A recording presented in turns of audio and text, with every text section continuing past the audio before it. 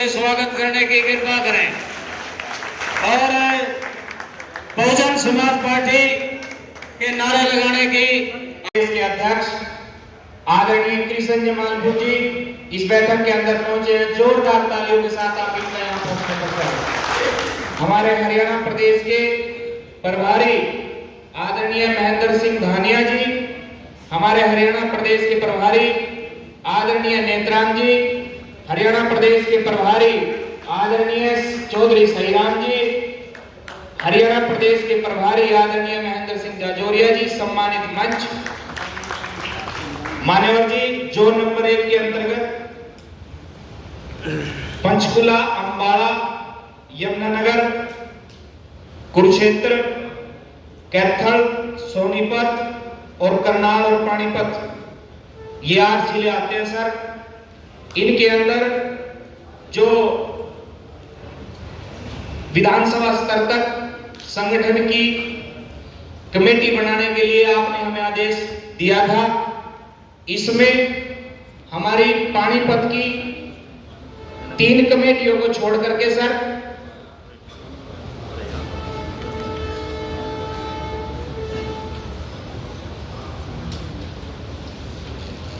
मान्यवर जी, पानीपत की विधानसभा तक की कमेटियों में पानीपत की 3 कमेटियों को छोड़ के बाकी पूरे जोन की विधानसभा तक की पूरी कमेटी हमारी इस जोन की बन चुकी है सर। सर आए हैं जिला के महासचिव बाबूलाल करदम जी, विधानसभा कालका के अध्यक्ष जसवंत सिंह जी। 5 लोग आए सर। जिला कमेटी के 3 सदस्य आए सर और विधानसभा अध्यक्ष आए सर। हमें देख करके गए BS4 वाम से BVF बहुजन समाज पार्टी के संस्थापक मान्यवर साहब काशीराम जी के चरणों में श्रद्धा के सुमन अर्पित करते हुए इस दुनिया की एकमात्र आयरन लेडी जिन्होंने उत्तर प्रदेश में 4 बार कुशल नेतृत्व की सरकार दी, राज्यसभा सांसद रही, राष्ट्रीय अध्यक्षा बहन कुमारी मायावती जी को अपना आदर्श स्वीकार करते हुए आज मासिक बैठक में पहुंचे बहुत ही सम्मानित मुख्य मेहमान के तौर पर जो 6 प्रदेशों के प्रभारी हैं, आदरणीय बहन कुमारी मायावती जी के बहुत ही विश्वास पात्र राज्यसभा सांसद माननीय इंजीनियर रामजी गौतम साहब, एक बार जोरदार सम्मानित साथियों साहब के लिए तालियों से स्वागत करेंगे। उसी कड़ी में उनके साथ में पहुंचे बहुत ही सम्मानित राजस्थान और हरियाणा प्रदेश के केंद्रीय प्रभारी, राष्ट्रीय कार्यकारिणी के सम्मानित मेंबर आदरणीय बहन कुमारी मायावती जी के विश्वास पात्र माननीय इंजीनियर CP साहब जी आपके बीच में पहुंचे हैं और दिन रात तबीयत ठीक ना होने के बावजूद भी सम्मानित साथियों 30 दिन में से 28 दिन आप लोगों के बीच में रहने का काम करते हैं दोनों प्रदेश के बीच में। एक बार उनको भी एक बार जोरदार साथियों तालियों से स्वागत करें।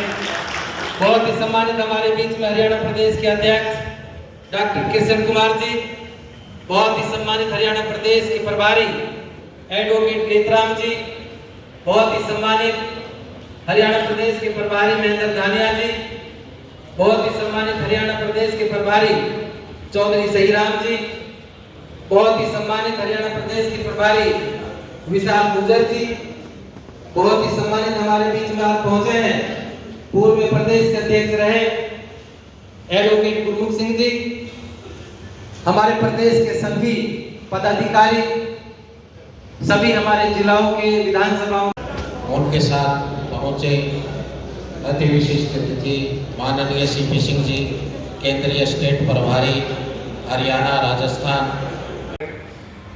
थोड़े बड़े लालच के लिए काम भी करेंगे तो बात बिल्कुल नहीं होगी। अगर आपके अंदर ये चेष्टा आ गई कि काम कम करना है, फॉर्मेलिटी करनी है, तो आप अपने आप से भी धोखा देते, आप अपने समाज से भी धोखा दे रहे हैं और सबसे बड़ी बात है आप आने वाले अपने बच्चों की जनरेशन से भी धोखा दे रहे हैं। क्योंकि आज जो हम ये काम कर रहे हैं हम अपने लिए काम नहीं कर रहे, हमारे फादर ने या हमारे ग्रैंड फादर ने या हमारे महापुरुषों ने, फादर कांशीराम साहब ने या बाबा साहब ने या बहन जी ने काम किया, तो ये मान सम्मान आज हमको मिल रहा है। अगर वो लोगों ने काम नहीं किया होता तो शायद हमें मान सम्मान नहीं मिलता, और शायद इस लायक भी हम लोग नहीं होते कुर्सी बैठ के हम नेता बन के बैठे होते, कुर्सी बैठ के मंच पे माला पहन के होते, इस लायक भी कभी नहीं बन सकते। उन्होंने काम किया तो आज हम लोग यहाँ पे मान सम्मान के साथ में रहते हैं, मान सम्मान के साथ जी रहे हैं, और उन जातिवादी दानवों से लड़ने का भी काम करते हैं। ऐसा नहीं लड़ते नहीं, लड़ते भी हैं, जितना हो सकता है उनसे लड़ते हैं और अपनी आवाज को बुलंद करते और करते भी हैं। ये देन किसकी? देन हमारे महापुरुषों। और आज अगर इस लेवल पे जा करके अगर हम उनके सपनों को पूरा ना करें या उनके बताए हुए रास्ते पे ना चलें और हम आज मेहनत करना बंद कर दें, तो बहुत जल्दी हम गुलाम बना देंगे, बहुत जल्दी हमारे बच्चे देश में गुलाम बना देंगे।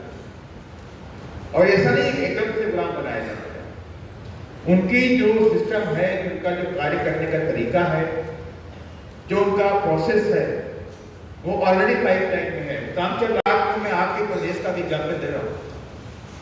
आज जितने भी लोग यहाँ बैठे हैं, ये देन एजुकेशन की है, देन शिक्षा की है, मानते कि नहीं मानते?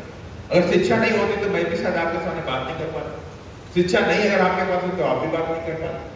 शिक्षा नहीं होती तो आपके घर में कोई नौकरी भी नहीं कर रहा होता। जो कुछ भी है शिक्षा की देन, और शिक्षा के बाद आप नौकरी पाए तो रिजर्वेशन की देन थी, रिजर्वेशन के तहत आपको नौकरी मिल गई।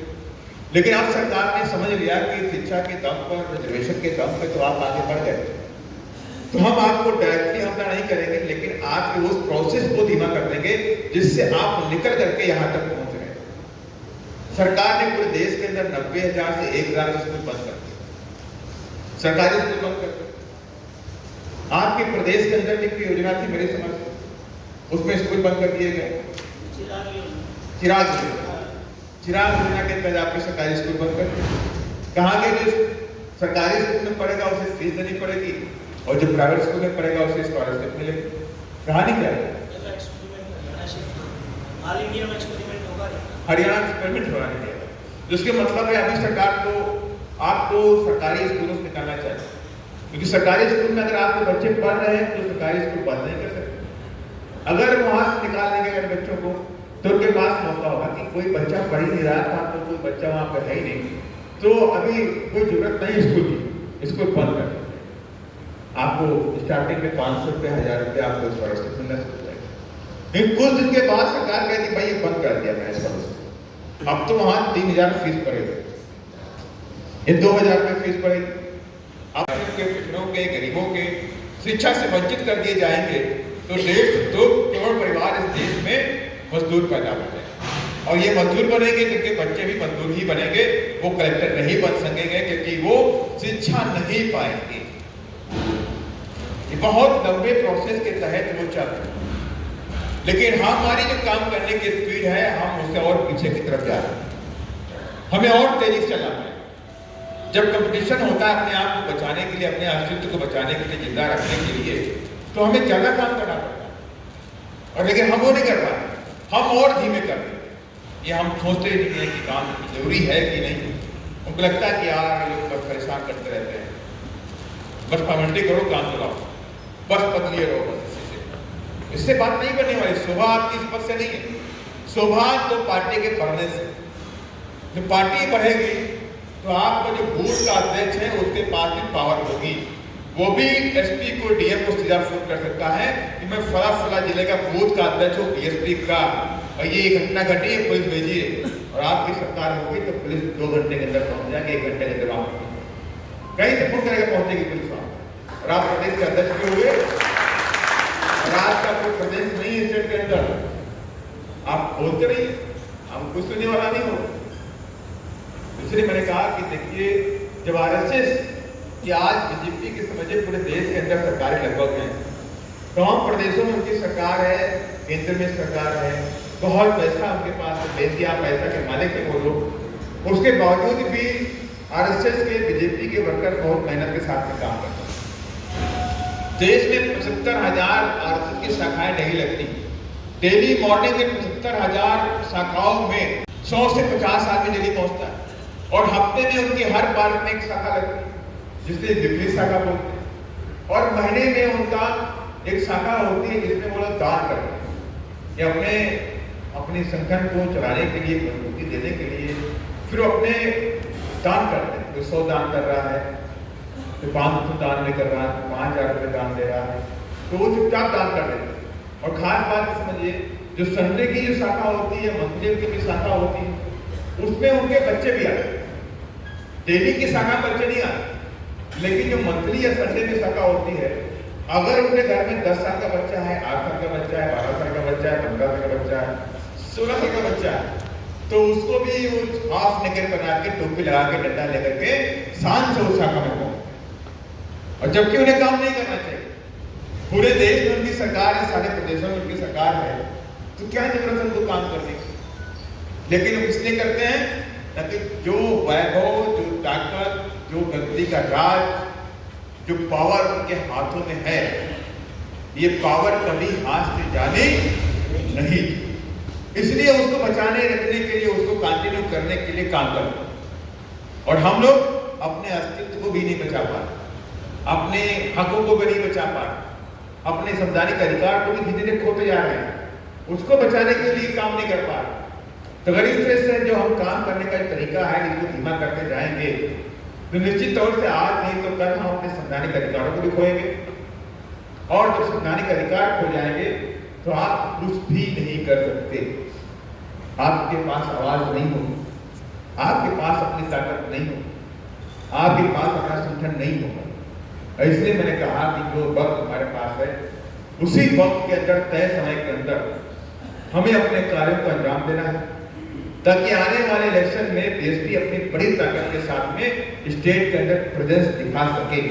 और आपने जो तरीका हम लोगों ने अपनाया है, उसमें आपने संगठन खड़ा कर दिया।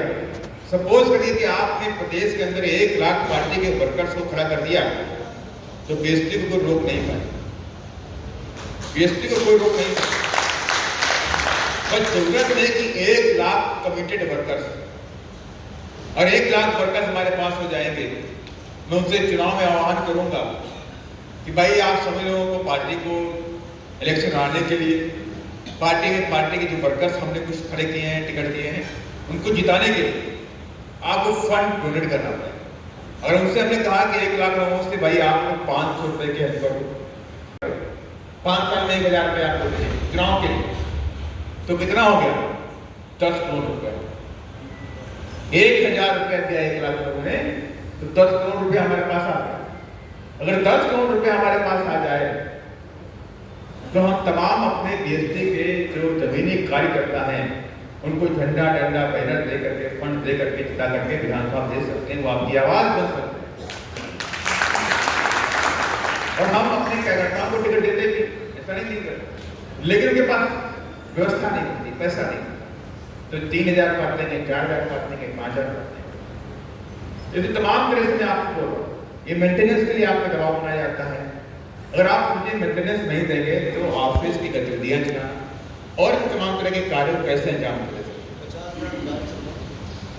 आज कितना पैसा है भाई? 70-80% कंप्लीट है, और 20-30% अभी हमारे कंप्लीट नहीं हो पाई हैं। तो उन्होंने कहा कि साहब हम 2 हफ्ते के अंदर कंप्लीट करें। एक बार जिला कमेटी हमारी पूरी कंप्लीट है, अब विधानसभा कंप्लीट हो गई, और जहां जाए कमेटी कंप्लीट हो गए, अब उनका जो अगला चरण है वो हमारी सेक्टर कमेटी करेगा। सेक्टर कमेटी को बनाने के लिए सबसे पहले जी आपको मैपिंग करना होता है। इसलिए मैंने पहले बोला था कि अगर जिला कमेटी के लोग विधानसभा कमेटी के साथ में बैठेंगे तो काम बनेगा। तो उसमें करना क्या है, आपको बूथ की लिस्ट लेनी है, और 1 से 10 बूथों की लिस्ट में से आप अपने गांव को सेट करें। 1 से 10 के बूथों के बीच में आप उसे सेक्टर नंबर 1 कराएंगे। 11 से लेकर 20 तक का सेक्टर नंबर 2 हो गया नहीं हो गया? इसी सिस्टम के तहत आप अपने बूथों को सेक्टर के हिसाब से डिवाइड करेंगे कि 10 बूथ कहीं 8-9 भी हो सकते हैं, उसको लेकर एक सेक्टर बनाएंगे और सेक्टर कमेटी को पहले खड़ा करेंगे। हर बूथ से एक आदमी सेक्टर का सचिव कहलाएगा। क्या कहलाएगा? सेक्टर का सचिव। और वो 10 बूथों में से कोई पार्टी का वरिष्ठ आदमी है तो वो बूथ सेक्टर का अध्यक्ष है, एक सेक्टर का अध्यक्ष बनेगा और एक सेक्टर का महासचिव बनेगा।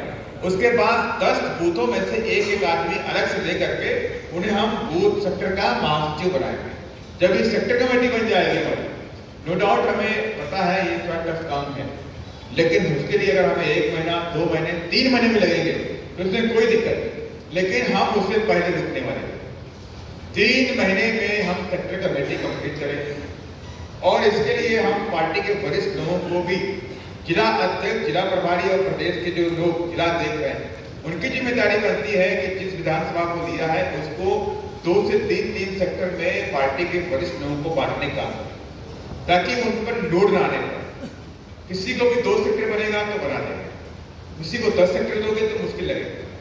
तो इस प्रक्रिया के तहत 3 महीने तक हम सेक्टर कमेटी का काम पूरा करेंगे और उन्हें 50 रुपए का पार्टी का मेंबर भी बनाएंगे। जब सेक्टर कमेटी हमारी बन जाएगी तब सेक्टर कमेटी के जो लोग हैं, माने एक बूथ का आदमी और 2 हमारे लोग, सेक्टर कमेटी के लोग जो हैं विधानसभा कमेटी के साथ मिलकर के बूथ कमेटी का निर्माण करें। माने एक बूथ 5 युवाओं को बूथ की जिम्मेदारी दी जाए।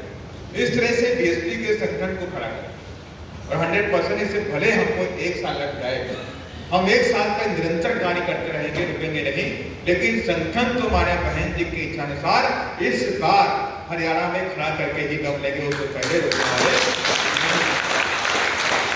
और मुझे उम्मीद आज आपने अपनी समीक्षा कराई तो कुछ जगहों पे हम अगले महीने, जिस जिलों के लोग यहाँ पे नहीं आ पाए, तो उन जिलों में मैं खुद ही जाऊँ। जैसे भी मेरे सामने दिवाली और महेंद्रगढ़, मेवात और हमारे पास फरीदाबाद और यमुनानगर साइड का, उधर के एरिया में मैं खुद भी जाकर के 4-5 जगहों में 5 जिलों को लेकर के समीक्षा करूंगा। तो वहाँ के खास तौर से जिला अध्यक्ष, जिला कमेटी और जिले के पदाधिकारी और जो प्रदेश के पदाधिकारी हैं इस बात को नोट कर लें। 5 से 10 के बीच में या 10 से 15 के बीच में कभी भी क्या टाइम मिल जाएगा और क्या मीटिंग लग जाए, तो उसकी तैयारी अभी से करें। उसमें फ्री मत कहना कि कमेटी नहीं बनी, साहब कोई आया नहीं, बीमार हो गए। बीमार बहुत होते हैं, खास तौर से बीएसपी बीमारी होता है, जो नहीं आया वो बीमार होता है। पता नहीं कितने बीमार होते हैं। दूध दही तो खाते हैं, आप नहीं खाते?